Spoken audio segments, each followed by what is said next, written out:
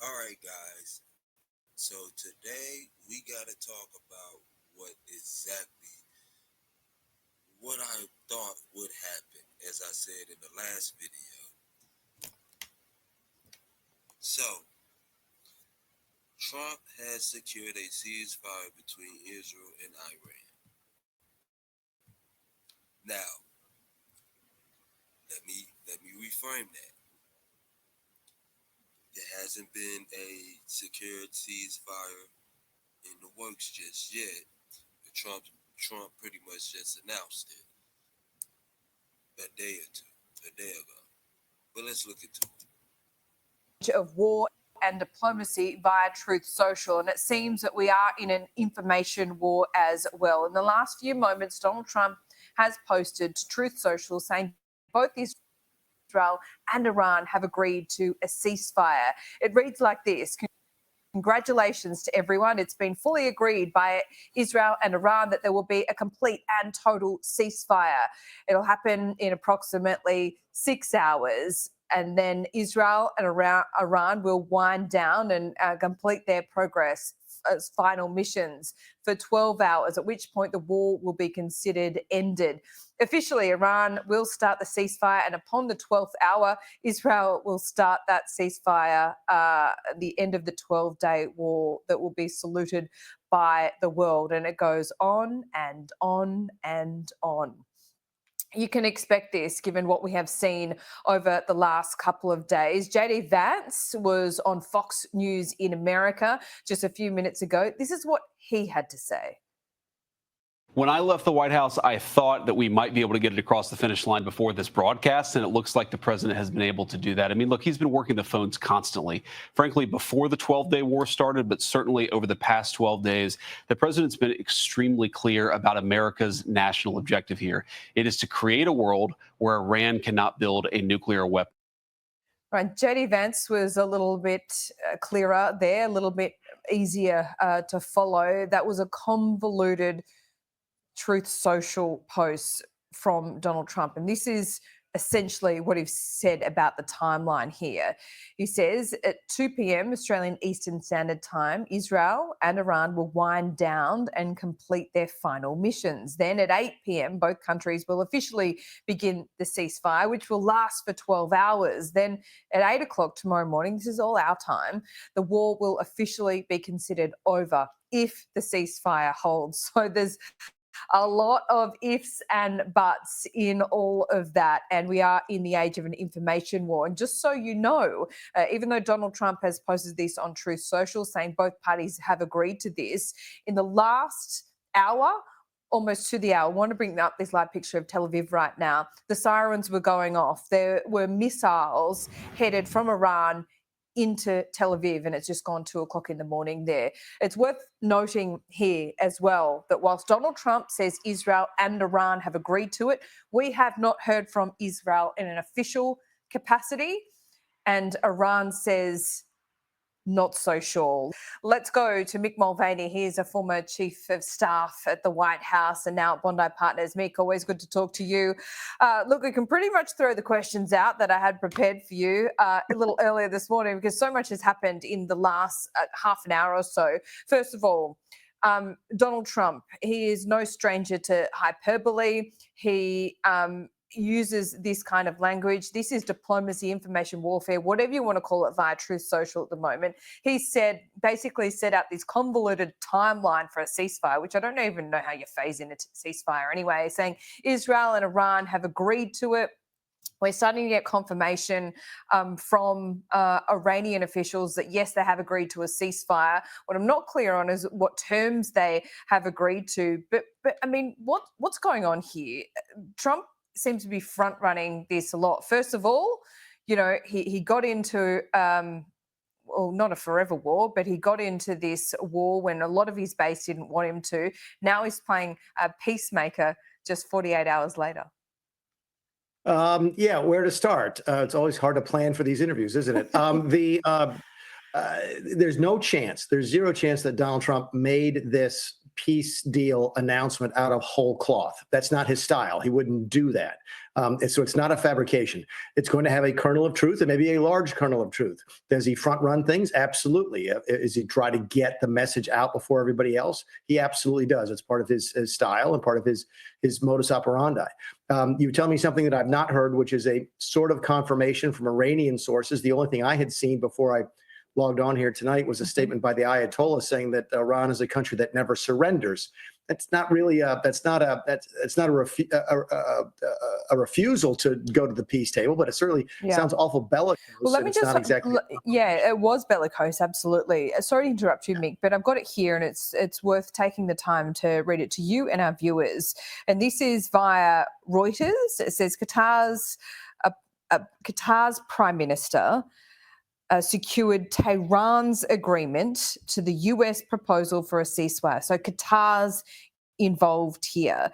And it goes on to say, in the conflict between Israel and Iran, during a call with Iranian officials held after Iran's strike on a US airbase in Qatar on Monday, an official briefed on the negotiations told Reuters early on Tuesday. The phone call came after US President Donald Trump told Qatar's emir that Israel had agreed to the ceasefire and asked for Doha's help persuading Tehran to also agree to the ceasefire deal, the official said. So we're getting this via an official, via Qatar's Prime Minister, who's briefed an official, who that official has been given permission to brief Reuters, and it's after a couple of phone calls. So, look, it's not exactly clear, is it? But it's got to be a good sign. We've got to take what we can get. They're good sources, but they're not primary sources. And I think, again, the Ayatollah, the last thing I had seen was the Ayatollah said everybody who knows Iran knows it's a country that doesn't surrender. That sounds fairly aggressive for someone who just agreed to a peace deal. But look,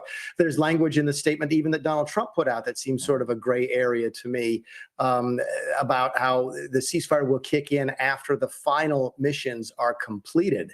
And it actually suggested that missions were ongoing when he sent out that tweet. So look, I don't want to be sort of a naysayer here, but you sort of try and read between the lines. I do hope there's a peace deal. I absolutely do. And if it does, we could talk next week about peace through strength, because if there is a peace deal, this is what peace through strength looks like. But I've been through enough of these international sort of events to know that it's not really finished until it's finished. And again, this is a ceasefire, if you take Trump at his word, which I do, and not a peace deal. So there's still a lot left to be done. There's a lot of discussions about where the enriched uranium is or isn't. Are the Iranians willing to give it up? There's all sorts of things that have to take place before you actually can declare an end to the hostilities. As you look at the situation at the moment, yes, there's a ceasefire that has been announced. Let's just, let us believe for a moment that, yes, it has been agreed to and all the terms are agreed to by all parties. Does this at the moment look like Trump has got away with a one and done? So he satisfies Israel and he satisfies the base. Well, and not only that, that's the politics of it. He satisfies a basic fundamental belief that he had, which is Iran cannot have a nuclear weapon. That a nuclear-powered Iran would be so destabilizing, it could well have and would expect to have implications far beyond just the Middle East. So this is a fundamental principle of Donald Trump's sort of philosophy about the world. So it's a huge success there if it holds. It is a message to all the folks around the world that the Americans have the ability to do things that other countries don't have. We can come into your country and blow stuff up without you even knowing about it. I think there's not nearly enough attention to the fact that it looks like not a single shot was fired at any of the American troops because the Iranians didn't know this was coming. There's all sorts of implications here. But the bottom line, I think, is this. If the peace holds, you may be looking at the most stabilizing event in the Mideast since the 1979 Iranian Revolution. You're talking about Iran no longer being a pariah state, certainly not being a nuclear-powered pariah state. Maybe they want to join in the conversations with the rest of the GCC about some economic stability and prosperity in the region. Maybe they have a conversation at some point about regime change internally, not having it forced on them from the outside. There's all sorts of things that can happen if this is really a peace deal that holds. And I think most of the things that can happen are positive. Yeah, I'd like to know the terms of this peace deal as well. So, nuclear facilities have been wiped out, if we believe that, without seeing the evidence, first of all. But you'd have to think with those MOPs being dropped, those ordnance being dropped on those 3 facilities, that some significant damage, and if at the very least, a huge setback for that nuclear program. But Iran hasn't agreed to stop. I mean, it has agreed. It's told it's going to stop coordinating with the Nuclear Energy Agency, the Atomic Agency. So then there's less transparency. Israel have said they want regime change. That hasn't happened. So, Mick, where does this optimism come from that this might be the most stabilising move in the Middle East in many decades? And that's not to mention what's going on still in Gaza. It is, but here's why I say that. I'm looking at the arc of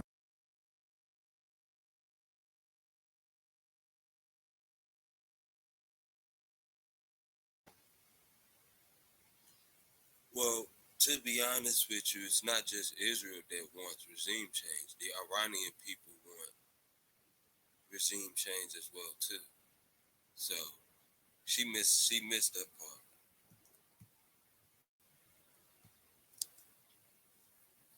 of history. I'm looking back to the first Trump administration when we were able to put the Abraham Accords into place. We're talking now about countries that 20 years ago were dedicated to the elimination of Israel off the face of the planet, who are now trying to have economic relationships with them. This was a groundbreaking event in the first term.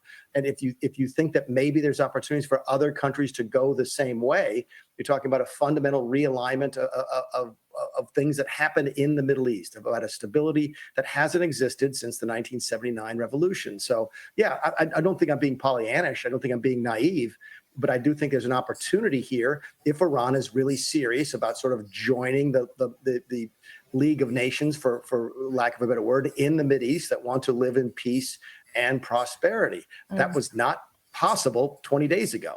Now it might be. But to your point, transparency is a big deal. Iran might agree to anything right now to stop the bombing. Whether or not they're then agreed to have folks monitor their behavior is going to be an interesting conversation. All sorts of things. We're a long way from the end of the road, but I think we're closer than we were before the bombing attacks on Saturday. Yeah, look, I think so too, Mick. But we know, and you more than most knows, that Trump likes to be owed. He likes to have favours owing to him. What would he be asking of Israel? To abandon the regime change thing. Trump, he sort of hinted at it today in a tweet, but keep in mind, Marco Rubio talked about it today, J.D. Vance talked about it today, Pete Hegseth talked about it today, talked about our cabinet, our vice president, so forth, saying it's the position of the United States is not for regime change. Trump came out and sort of said something different on a tweet, but I listened to those three folks, and Trump has talked about no regime change in the past. I don't think we see that as in our best interest.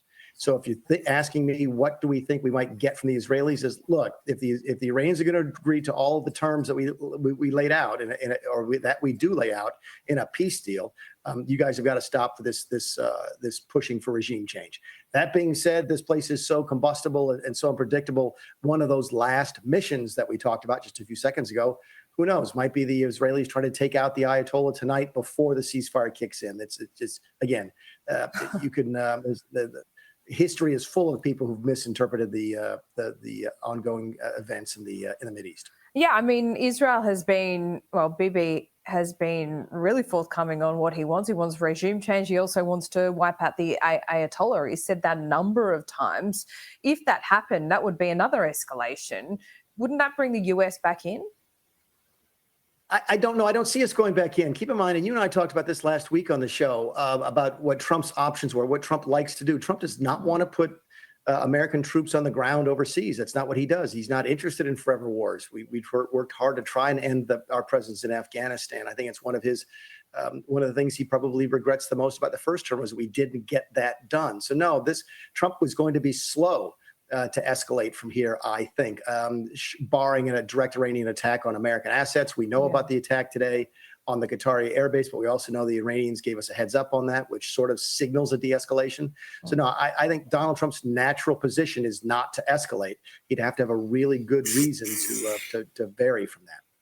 I just want to finally ask you about the Conservative base there in America. I listened to Steve Bannon's War Room podcast soon after this strike. He has been, interestingly, one that has not been advocating for Trump to get in to another forever war. He was, I think, tacitly supporting Trump in this and the military in the strike on the nuclear facilities, but we're saying, that's enough. That's enough now. We don't want to get involved in another war. And that's not what you went to the election promising. Tucker Carlson has been really interesting in his tete-a-tete with Ted Cruz, who I understand are good friends, but they fundamentally disagree, it would seem, on what support the US should give for Israel. How is all this influencing Trump, do you think? Listen, I'm glad there's disagreement amongst our two political parties on war. I'd hate to think that there's a war party and a non-war party. I think the debate is healthy. The Republicans are divided on this. There's no question, just as the Democrats were divided on the response in Gaza. So again, with a country of 300 plus million people, two parties, they're not going to be monolithic. But if you ask me how it affects Donald Trump, Donald Trump listens to a lot of people. Does he listen to Steve Bannon? Yes. But at the same time, he listens to Lindsey Graham, who is the closest things we have to a warmonger in this country. So Lindsey was actively still, as of earlier today, lobbying for regime change. I understand it. So there's going to be differences in the party. I think Trump right now listens to a lot of folks. But at the end of the day, on this particular issue, he comes back to his own base, his own personal base, which is Iran, no nuclear weapons. Anything beyond that is sort of is extra for him and not something he would do lightly. Mick, great to see you as always. We'll check in soon. Thanks, Laura. Yeah, so you see, now you heard that. So I kind of told you guys that this would not escalate to what you would call World War III. But we're pretty much going to have to see whether or not both countries come out and confirm the ceasefire. Nothing has yet been confirmed yet by Israel or Iran just yet. But we will pretty much find out and see. Hopefully, we will probably find out by the end of this week. Anywho,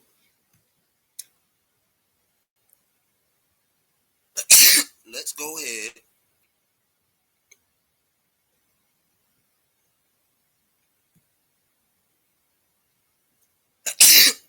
Let's go ahead. Damn. Anywho,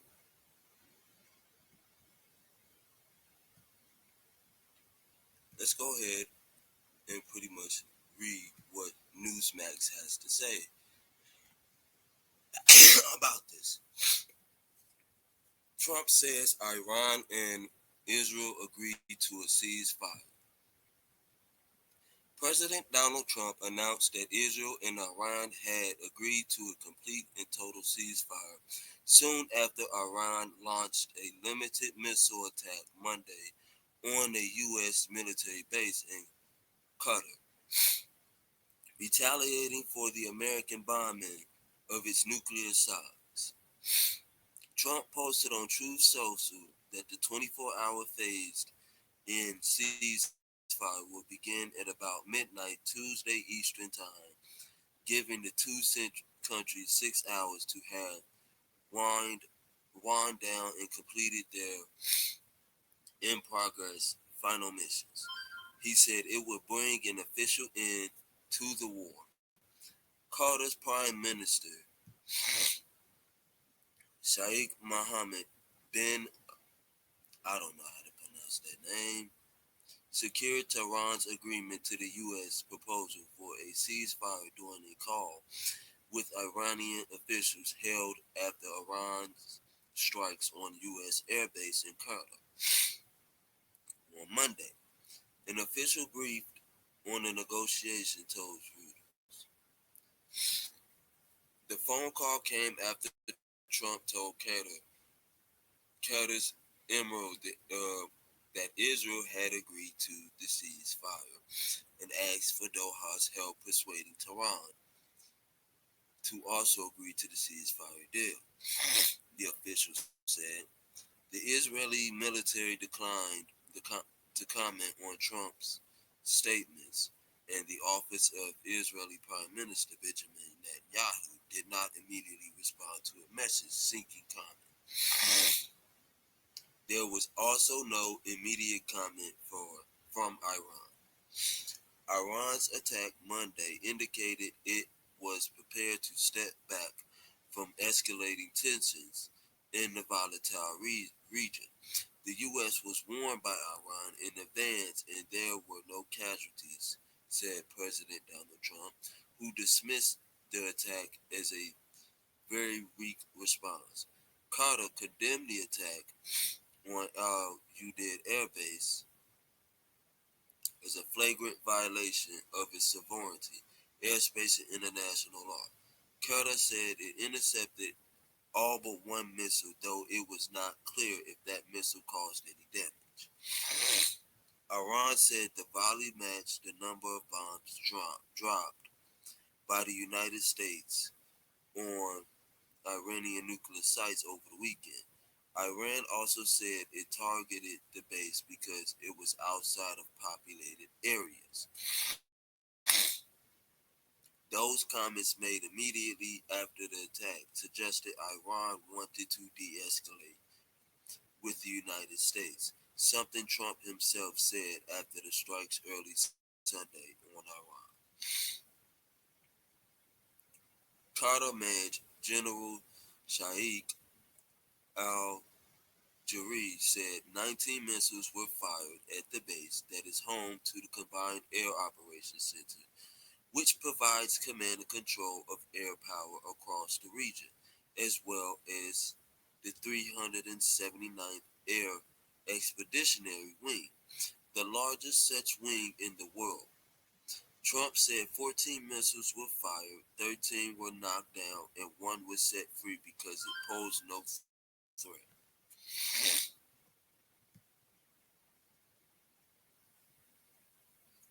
Trump said Iran might be able to proceed to peace and harmony and said he would encourage Israel to do the same thing. However, Israel's war on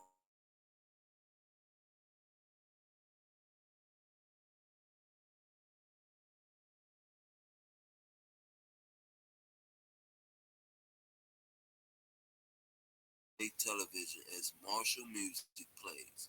A caption on screen called it a mighty and successful response to America's aggression.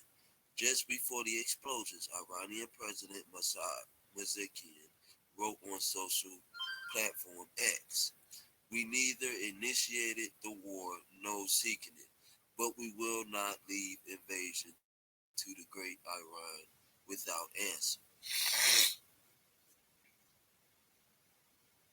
Earlier reports that a missile was launched at a base housing American forces in Iraq were a false alarm. A senior U.S. military official said the official who spoke on conditions of anonymity because he was not authorized to comment publicly, said debris from the malfunctioning Iranian missile targeting Israel had triggered an alert of an impending attack on the Ain al-Assad base. On the 11th day of the conflict, Israel and Iran traded airstrikes that have become a reality for civilians in both countries since Israel started the war to target Tehran's rapidly advancing nuclear program. Iran struck Israel with a barrage of missiles and drones, while Israel said it attacked regime targets and government repression bodies in the heart of Tehran. But Israeli officials insisted they did not seek the overthrow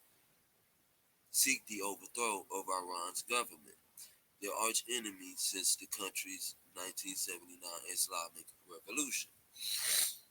The latest strikes unfolded only hours after Trump himself mentioned the possibility of regime change a day after inserting America into the war with its stealth bomber strikes on 3 Iranian nuclear sites. If the current Iranian regime is unable to make Iran great again, why wouldn't there be a regime change? He asked on his Truth Social website. White House Press Secretary Caroline Leavitt later described Trump as simply raising a question. The U.S. strikes over the weekend prompted fears of a wider regional conflict. Iran said the U.S. has crossed a very big red line with its risky gambit to strike with missiles and 30,000-pound bunker buster bombs. Israel aims to wind down the war in the coming days, but that will depend on the Iranians. An Israeli official said no condition of anonymity to discuss high-level internal deliberations. Israel's preferred outcome is for Iran to agree to a ceasefire and re-enter negotiations with the U.S. over its nuclear program. The official said, but Israel is prepared for the possibility of an extended low-intensity war of attrition or a period of quiet, in which it would closely monitor Iran's activities and strike if it identifies new threats. The Israeli military warned Iranians it would continue to attack military sites around Tehran as its focus shifted to include symbolic targets. The military issued the warning on the social platform X. Though Iranians are struggling to access the outside world due to internet shutdown. In Tehran, Israel hit the headquarters of the military force that suppressed recent protesters and blew open a gate at Evin prison, which is notorious for holding political activists. Iranian state television shared black and white civilians footage of the strike at the facility known for holding dual nationals, and Westerners often used by Iran as bargaining chips in the negotiations with the West. Evin also has specialized units for political prisoners run by the paramilitary. All Volunteer Revolutionary Guard, which answers only to Supreme Leader Ayatollah Ali Khamenei. The facility is the target of both U.S. and European Union sanctions. There were no immediate reports of casualties in Iran or significant damage. Iranian state television aired footage it said was shot inside Evin with prisoners under control. However, the Washington-based Abdurrahman Borman Center of Human Rights in Iran said many families of detainees have expressed deep concerns about the safety and conditions of their loved ones in the prison. According to the Israeli official familiar with the government's strategy, Israel is targeting these sites to put pressure on the Iranian administration, but is not actively seeking to topple it. So basically, this looks like it's about to de-escalate before it even starts. This basically looks like this is about to de-escalate before it even starts.